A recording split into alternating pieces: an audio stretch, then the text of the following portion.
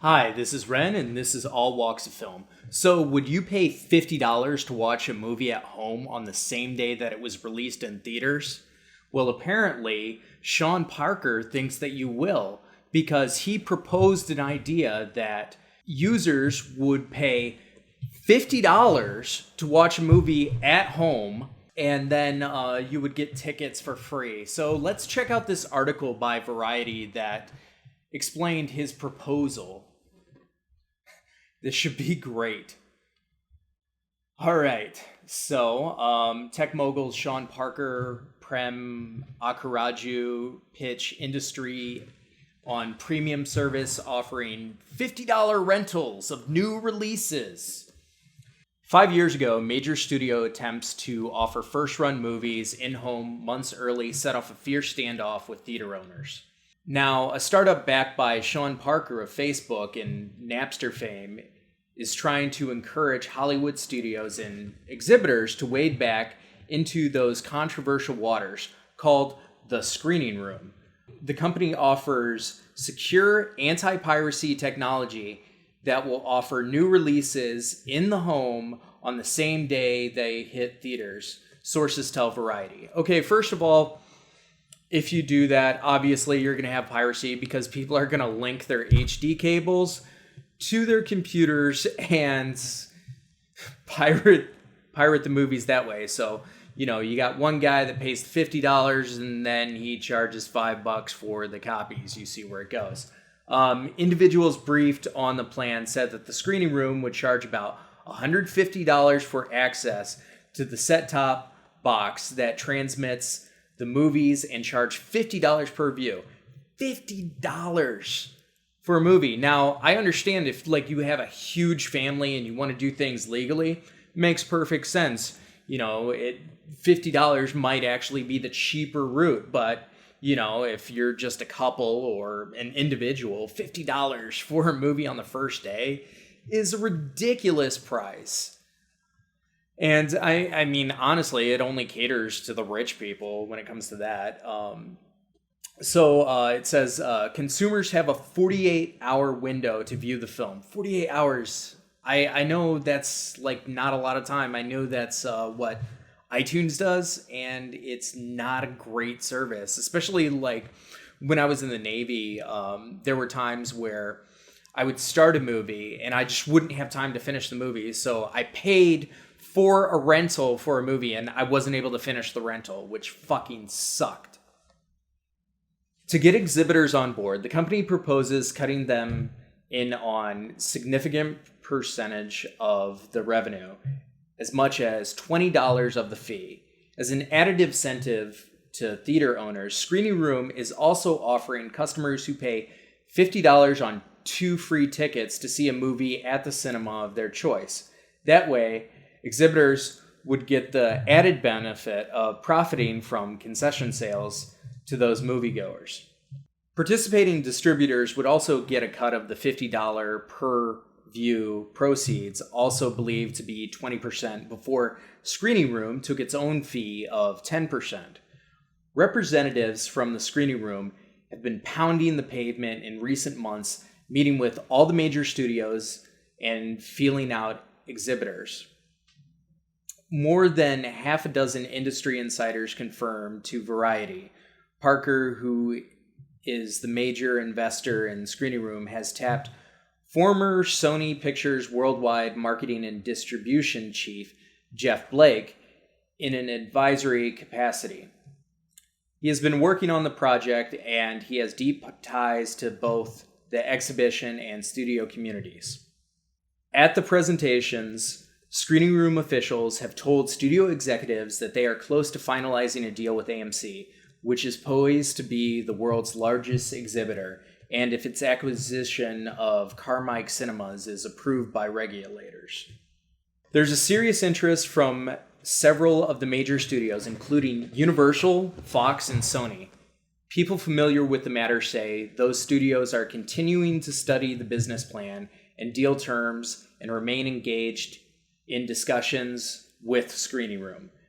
However, many caution that the talks are still in the initial stages. For its part, Disney does not appear to be interested in the plan. I wonder why. Disney really likes to capitalize on a lot of stuff. So I can understand that, like, Disney, especially like when I said that Disney was cutting corners with their own employees. Yeah, they're trying to get as much money as possible, and they don't like their brand being fucked with. So I can see why Disney wouldn't be interested in. One potential deterrent for distributors is that Screening Room is looking to be the exclusive content partner. This may give pause to studios like Universal that make movies available through parent company Comcast or Sony, which has family ties to PlayStation. On the other hand, the company's anti-piracy technology could be appealing to studios who struggle with global content theft. Major films can be widely available illegally online in file-sharing sites within hours of their release.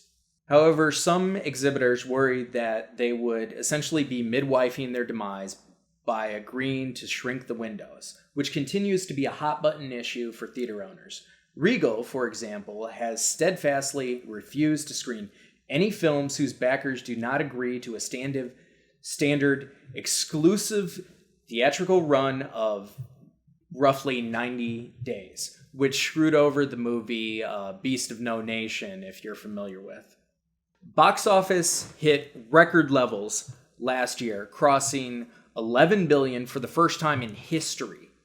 But attendance has been essentially flat in recent years. And piracy is part of it, but also the fact that the window from the theatrical release to DVD is another thing. But also, there is a culture of people that like watching movies at home. And, especially if you have a large family or, people are really busy. Our economy sucks right now. People can't afford to go to movies.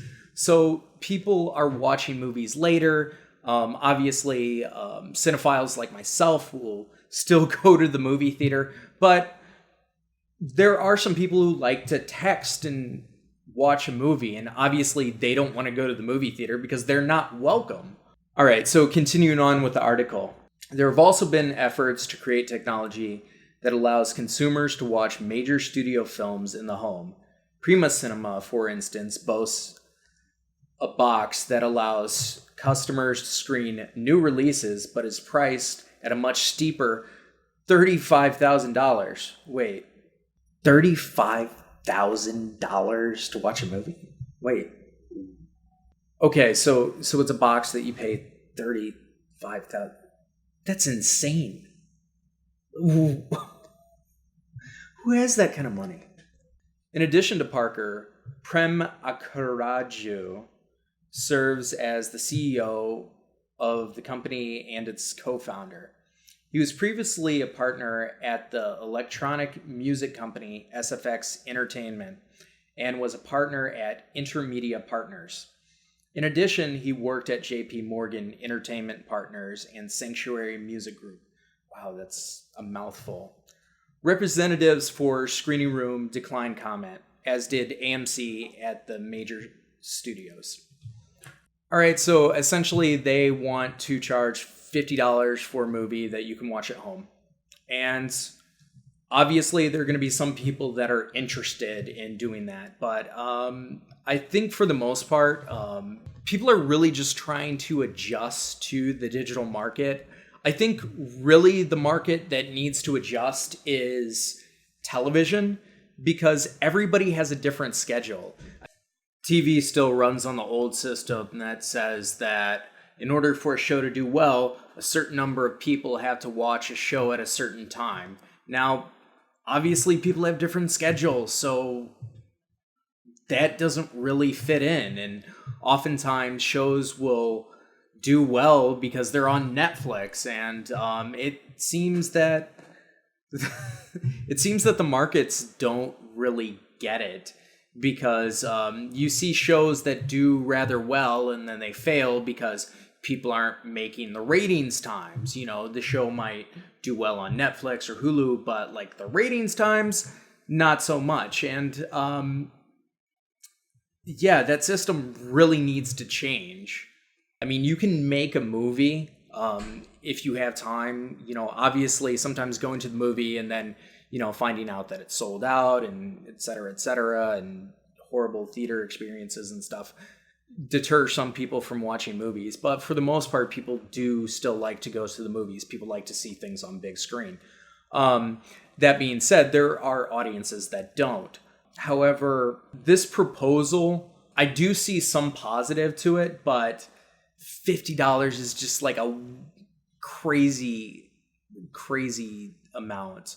If it was like $25, that might be a little bit more reasonable, especially since they would be competing with some of the independent films that go for about $10 or $15 when they're new releases. Obviously, there are people that live in areas where movies just don't come out. Like certain movies, are for the art house crowd and they just don't garner to that. So they have to distribute things online. And I've seen plenty of movies online as they've been released online in a small limited theatrical release. And I think that's good. But for major studio stuff, I get what they're trying to do. They're trying to capitalize on providing the service legally to prevent piracy. But honestly, I think that it's going to encourage more piracy because